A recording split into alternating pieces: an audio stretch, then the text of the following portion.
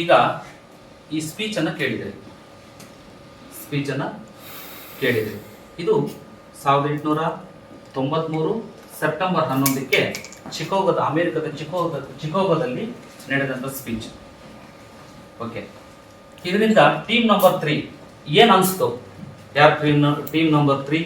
ಈಗ ನಾನು ಒಬ್ಬನೇ ಮಾತಾಡಲ್ಲ, ನಾನು ಇದು ಟ್ರೈನಿಂಗ್ ಮೋಡ್, ಭಾಷಣ ಮಾಡ್ತಾ ಇಲ್ಲ, ನಾನು ಟ್ರೈನಿಂಗ್ ಸೆಷನ್ ಮಾಡ್ತಾ ಇದ್ದೀನಿ. ಟೀಮ್ ನಂಬರ್ 3 ಯಾರು ಕೈ ಎತ್ತಿ? ಯಾರೋ ಒಬ್ರು ಹೇಳ್ಬೋದಾ? ಏನು ಅನ್ಸ್ತು? ಓಕೆ, ಇನ್ನೊಬ್ರು ಟೀಮ್ ನಂಬರ್ 4 ಬೇಗ ಪಟ್ಟ ಅನ್ಬೇಕು, ಟೈಮ್ ವೇಸ್ಟ್ ಮಾಡಬಾರ್ದು. ಗೊತ್ತಿಲ್ಲ ಅಂದ್ರೆ ಪಾಸ್. ಗೊತ್ತಾಗ್ತಿಲ್ವಾ? ಈಗ ನಾನೇ ಮಾತಾಡ್ಬಿಡ್ತೀನಿ. ಈ ವಿಷಯ ಏನಾಗ್ತದೆ ಅಂತಂದ್ರೆ, ಅವರೊಂದು ಕಮ್ಯುನಿಕೇಶನ್ ಸ್ಕಿಲ್ ಅನ್ನ ಅಲ್ಲಿ ಇದು ಮಾಡಿ, ಇಂಟ್ರಾಕ್ಷನ್ ಮಾಡಿ ಕಮ್ಯುನಿಕೇಶನ್ ಮಾಡಿದ್ದಾರೆ. ನೀವು ಮಾತಾಡ್ತೀರಿ, ನಾನು ಮಾತಾಡ್ತೀನಿ, ಇನ್ನೊಬ್ರು ಮಾತಾಡ್ತಾರೆ. ಅದು ಇನ್ನೊಬ್ರಿಗೆ ಟ್ರಾನ್ಸ್ಫಾರ್ಮ್ ಆಗಬೇಕು ಅಂತ ನಾನು ಹೇಳ್ತೇನೆ. ಟ್ರಾನ್ಸ್ಫಾರ್ಮ್ ಆಗಿ ಅವ್ರಿಗೆ ಇಲ್ಲಿಗೆ ಹಾರ್ಟಿಗೆ ಟಚ್ ಆದರೆ ಅದು ಸಕ್ಸಸ್ ಅಂತ.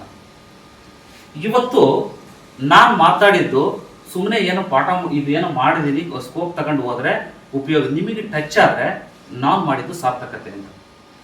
ಗೊತ್ತಾಯ್ತಾ ಈ ವಿಷಯ? ಈಗ ಇವ್ರ ಬಗ್ಗೆ ಹೇಳ್ಬೇಕು ಅಂತಂದ್ರೆ 1863 ಜನವರಿ 12ಕ್ಕೆ ಬಂಗಾಳದ ಕಲ್ಕತ್ತಾದಲ್ಲಿ ಜನಿಸ್ತಾರೆ. ತಂದೆ ಇವರು ಅವಾಗ ಹೆಸರು ನರೇಂದ್ರನಾಥ್ ಅಂತ ದತ್ ಅಂತ. ಆಮೇಲೆ ಇವ್ರ ತಂದೆ ವಿಶ್ವನಾಥ್ ದತ್, ತಾಯಿ ಭುವನೇಶ್ವರಿ ದೇವಿ. ಓಕೆನಾ? ಇವರ ವಿಷಯವನ್ನ ನಾವು ಇಲ್ಲಿ ಓದ್ತಾ ಹೋದಾಗ, ಇವರು ರಾಮಕೃಷ್ಣ ಪರಮಹಂಸರಿಂದ ಮೋಟಿವೇಟೆಡ್ ಆಗಿ ಹಿಂದೂ ಧರ್ಮವನ್ನ ಪ್ರಚಾರ ಮಾಡಲಿಕ್ಕೋಸ್ಕರ ಮೋಟಿವೇಟ್ ಆಗ್ತಾರೆ. ಅರ್ಥ ಆಯ್ತಾ? ಎರಡನೇದಾಗಿ ಇವರು ಶಿಕ್ಷಣವನ್ನು ಗಮನಿಸಿದ್ರೆ ವ್ಯಕ್ತಿ. ಇನ್ನೊಂದು ಯುವಕರ ಬಗ್ಗೆ ಅವರು ಹೇಳ್ತಾರೆ, 18 ವರ್ಷದಿಂದ 40 ವರ್ಷದವರೆಗೆ ಏನಿರ್ತಾರೆ ಅವರಿಗೆ ಮೋಟಿವೇಟೆಡ್ ಮಾಡೋದಕ್ಕೋಸ್ಕರ ಅವರು ವೇದಾಂತಗಳನ್ನ, ಯೋಗಗಳನ್ನ, ಅದ್ರ ಬಗ್ಗೆ ನಾಲೆಡ್ಜ್ ಅನ್ನು ಕೊಡುವಂಥದ್ದು, ಇದು ಮಾಡಿರ್ತಾರೆ. ಇನ್ನೊಂದು ಹೇಳುವಂಥದ್ದು ಅಂತಂದ್ರೆ, ಇವರು ಈ ರಾಮಕೃಷ್ಣ ಪರಮಹಂಸರಿಂದ ಮೋಟಿವೇಟೆಡ್ ಆಗಿ ವಿಶ್ವ ಮಟ್ಟದಲ್ಲಿ, ಇವರು ಜಾಗತಿಕ ಮಟ್ಟದಲ್ಲಿ ಈ ಹಿಂದೂ ಧರ್ಮದ ಮತ್ತು ಅದರಲ್ಲಿ ಎಸ್ಪೆಷಲಿ ಭಗವದ್ಗೀತೆ ಇದ್ರ ಬಗ್ಗೆ ಅವರು ಹೆಚ್ಚು ನಾಲೆಡ್ಜ್ ಅನ್ನು ಕೊಡ್ತಾರೆ. ಅವರು ಇದ್ದಿದ್ದು 39 ವರ್ಷಗಳು ಮಾತ್ರ, ಓನ್ಲಿ ಫಾರ್ 39 ಇಯರ್ಸ್. 1902ಕ್ಕೆ ಜುಲೈ 4ಕ್ಕೆ ಅವರು ಮರಣವನ್ನು ಹೋಗ್ತಾರೆ. ಹೊಂದಿದ್ರು ಕೂಡ ಅವ್ರು ಏನ್ ಮಾಡ್ತಾರೆ ಅಂತ ಮುಂದಕ್ಕೆ ಹೋಗಿ ಅದರಲ್ಲಿ ಸ್ವಲ್ಪ ಇದರಲ್ಲಿ ನೋಡಿ, 1902 ಜುಲೈ 4ಕ್ಕೆ ಅವರು ಇರ್ತಾರೆ.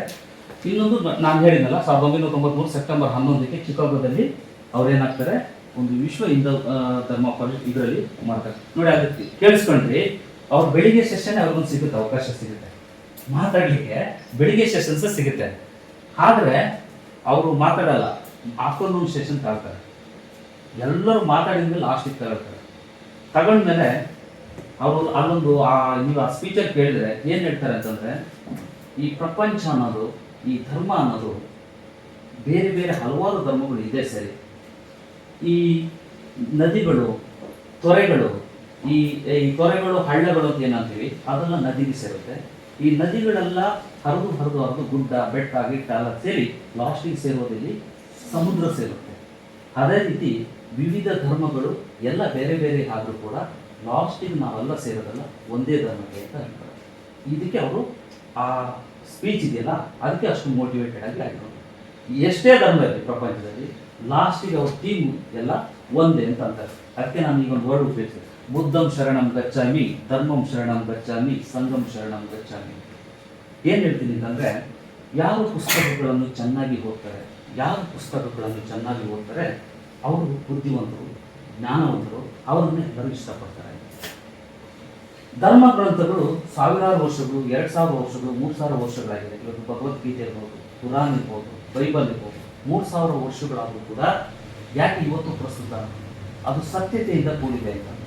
ಅದಕ್ಕೋಸ್ಕರನೇ ಇವತ್ತು ಅದನ್ನು ನಾವು ಮೋಟಿವೇಟೆಡ್ ಆಗಿ ತಗೊಳ್ತೀವಿ, ಅಲ್ಲಿ ಒಳ್ಳೆ ಅಂಶಗಳನ್ನು ತಗೊಳ್ತೀವಿ. ಮೂರನೇದಾಗಿ ಸಂಗಂ ಶರಣಂ ಗಚ್ಚಾಮಿ ಅಂತಂತೀವಿ. ಯಾಕೆ ಸಂಗಂ ಶರಣಂ ಗಚ್ಚಾಮಿ ಅಂತಂತೀವಿ? ಅದು ಒಳ್ಳೆಯವರ ಸಂಘವನ್ನು ಸೇರಿ, ಒಳ್ಳೆಯವರ ಜೊತೆಗೆ ಸೇರಿ, ಅವರ ಮುಖಾಂತರ ನೀವು ಬದಲಾವಣೆ ಆಗಿ ಅಂತ. ಅದಕ್ಕೋಸ್ಕರ ಸಂಘಂ ಶರಣಂ ಗಚ್ಚಾಮಿ. ಅದಕ್ಕೆ ಬುದ್ಧಂ ಶರಣಂ ಗಚ್ಚಾಮಿ, ಧರ್ಮಂ ಶರಣಂ ಗಚ್ಚಾಮಿ, ಸಂಘಂ ಶರಣಂ ಗಚ್ಚಾಮಿ. ಇದು ನಾವು ಕಲ್ತ್ಕೊಳ್ಬೇಕಾಗಿರೋದು, ವಿದ್ಯಾರ್ಥಿಗಳು ಕಲ್ತ್ಕೊಂಡ್ಬರ್ಬೇಕು ಇರುವಂಥದ್ದು.